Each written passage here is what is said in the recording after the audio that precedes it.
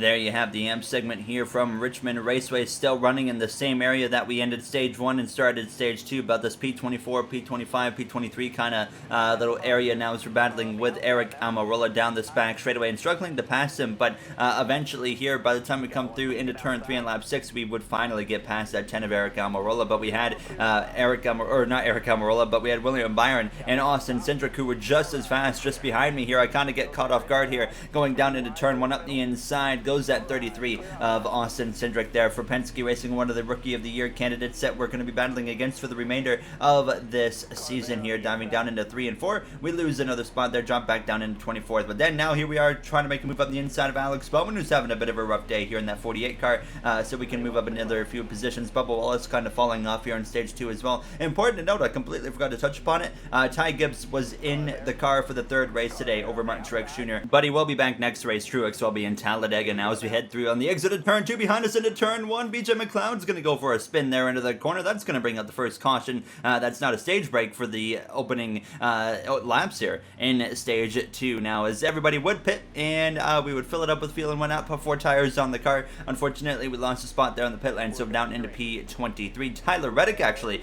stayed out.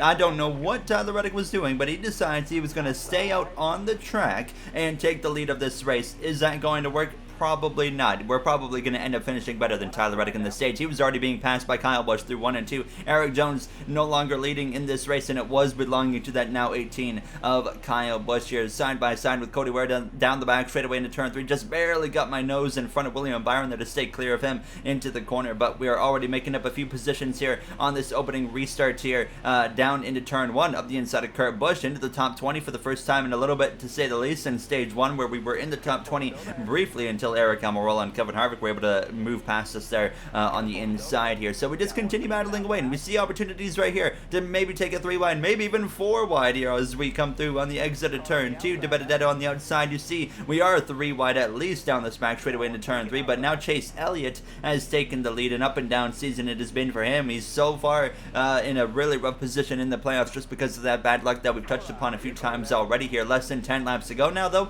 In stage 2, we rally up to P15. There's Tyler Reddick, who stayed out on that restart, or on that pit stop, so we're going to pass him, but here comes Austin Cindric again up my inside. So now we're going to fade in behind Cindric, drop down into P16, but Reddick, of course, we're going to pass him momentarily and take that 15 spot back over. But can we hold on to a top 15 here before this stage is over? That was the real question. Well, we continue to work hard, and we actually pass Erik Jones, move up into P14 here. We were all over the back now of Austin Cindric in these closing laps, but I got tight on the exit of turn 4. Kurt Busch is going to slide through on the inside with a few laps to go in this second stage, so drop back down into P15. By the time we came through to the final lap, Kurt Busch gets past Cindric. I actually got to the back of Cindric there, get to the outside of him, down the back straightaway. Chase Elliott wins stage 2 as we go down into 3 and 4 for the final time, hoping that caution will come out, and there it is. So that way Cody Ware doesn't pass us. We get P15 here in stage 2. So I mean, a night and day difference compared to what we just had in stage 1 of what I think was 24th. So we would of course come back into the pit lane, 2 cans of fuel situation as usual, 4 fresh tires, make a couple of repairs there, 1 second of damage to fix up, and I didn't want to make any adjustments to the car because this is the best that it had been driving all race long. So Chase Elliott and Kyle Busch would lead the field back to the green flag conditions here. Now less than 40 laps to go from Richmond, all over the back of that 33 of Cindric. I could have really forced it 3 wide if I wanted to. I just didn't feel like it here going down into turn 1 as we are going to be side by side with that one of Kurt Busch there, and I don't even know what that car is. So Tubi, I have no idea what Tubi is, to be completely honest with you guys. If you guys know, let me know here. As you see, Logano though out of the groove. He's 3 wide with Austin Dillon, our RCR teammate, and Kurt Busch here as we head down this front straightaway to complete this first and opening lap. Look behind us, Daniel Suarez there for Trackhouse Racing, the Alliance team to this RCR team, having a nice run here today. Not been a good season so far for Daniel Suarez in what would be his debut season at this point here with Trackhouse Racing now, as he's having a top 20 run today alongside us here as we exit turn 4 in front of Cody Ware, still alongside Austin Dillon here with 37 laps remaining, an opportunity to move up into P14. But I mean, we're looking for a nice top 10 here today. We know it's not going to happen at this point here. Some contact actually with Joey Logano there on the exit of turn 2. Fortunately, he does not lose control or anything into turn 3, but like I said, we just know we're not going to get a top 10 here today, but if we can get a respectable top 15, 16 or so, I'd be pretty ecstatic with that kind of finishing result, as Suarez was able to get past again, and so was Austin Dillon. So down to 16 18th place we had gone here. Erik Jones had retaken the lead at this point, but then the caution is actually going to come out here with 34 laps remaining. You can see the situation. 32 laps of field, everybody's going to pit here. You could stay out and make it here, but I decided to come in and throw some right side tires on the car. So unfortunately though, we come in P16, but by taking tires, we lose 9 positions and drop all the way down to P25 behind Tyler Reddick here with 30 laps remaining. Unfortunately for us, I mean 30 laps is really not a lot of time when it comes to Richmond, so we got to get on the move here now. Once again, I could have taken it 3 wide, but I didn't want to take my teammate of Tyler Reddick 3 wide on a restart here at Richmond now, as we're all just going to kind of stay organized, see what we can make happen here after everybody gets settled in here now as we go down into 3 and 4 up the inside of that 23 and now up the inside of Benedetto, and we start to make some movement forward here, very slow movement forward into P21, passing our teammate of Tyler Reddick. You know, another caution actually comes out here with 25 laps to go, so we're going to go for another restart here. Unfortunately, we didn't pass Reddick, so we'll be restarting on the inside here as we head down this front stretch, getting ready to go green. And look who was up in front. It was Ty Gibbs in the 19 actually leading the way back into turn 1, looking for his first win in the Cup Series and what could be his final start this season at least, as Martin Truex Jr. returns in the next episode. Now we got aggressive on this restart though, 3 wide up the inside of Balicki, and now Alex Bowman on the exit of turn 2. You saw me clip the apron, got sideways right there, so we lost any form of momentum that we had. Now Erik Jones though up the inside of Ty Gibbs at the very front of the grid, looking to go and drive away with victory here with now 20 laps remaining in this race as we run P19. Just give me a top 20, but I said I want a top 16. That's kind of what I was aiming for. Top 16 or so. I'd be pretty ecstatic with that kind of finishing result. Well, up into 18th place we go, and up into 17th we would go. We would pass Newman, we would get past Cody Ware, and into that P16 we would get. It was a bit short-lived though, because at the end of the lap here comes Aric Almirola trying to pass me for like the 3rd or 4th time I think it was this race that Smithfield machine's gonna go past, and some contact actually there with De Benedetto. I tried to kind of get down behind Almirola. Unfortunately, De Benedetto stuck his nose into there, and that was kind of my bad. I certainly chomped his nose, and fortunately he was still going in the right direction here. 15 laps to go now. Erik Jones continues to lead, but here I go up the inside of Daniel Suarez. Actually going to be a relatively easy pass. There is actually making a little bit of contact on the exit of turn 2 as I was really struggling with the handling of the car late in this race, but we move back up into 16th place here. 12 laps to go. Here comes Matt De Benedetto though. He had run me down. I wasn't going to make it hard on him after coming across his nose and nearly wrecking him, so he moves back up into P16. We jump down to P17, but I mean, it was crazy watching some cars get better, some cars fall off, because Aric Almirola again had fallen off, and now here I was with 9 laps remaining trying to make a pass on him for 16th. Newman's going to send one into my left rear though, force a 3 wide, some contact now as Hamlin, by the way, takes the lead away from Erik Jones in these closing 10 laps here from Richmond. But Newman, I mean, he wasn't done, because we're going to come through 3 and 4 lap 93, and here he is again, just kind of forcing the issue, running into the side of me, so we drop down to P18. Now I'm a little bit aggravated with Ryan Newman. I was trying to run him back down, but he actually had a pretty good car with this late few laps kind of underway here now, and I could not remain with Ryan Newman's pace. He was driving away from me up the inside of Almirola again, and finally we're going to complete the pass on Almirola, move up into P17 here as we approach just 4 laps to go, and you can see right there I just didn't have enough pace for Ryan Newman, just bringing the car home at this point and accepting a 17th place finish. Erik Jones though in front of us has gone around in turn 1 and 2. Elliott gets a piece of it, and so does Logano. Caution's gonna fly. Overtime's gonna be happening here from Richmond, and Erik Jones, who had such a good run today, started on pole, won stage 1, was in the mix for the race victory, is gonna be out in the final few laps. Very unfortunate for Erik Jones, the driver who really needed a good day on his side, and unfortunately it's not gonna go his way in the very last couple of laps now, as unfortunately now we are restarting on the outside for NASCAR overtime. Denny Hamlin, Kevin Harvick, Kurt Busch up there in the top 3 along with Kyle Busch. Kurt and Kyle actually rode to the brothers now as we're going to be back underway. Overtime underway here from Richmond. Behind us, Chastain getting aggressive there, doing very Chastain restart maneuvers,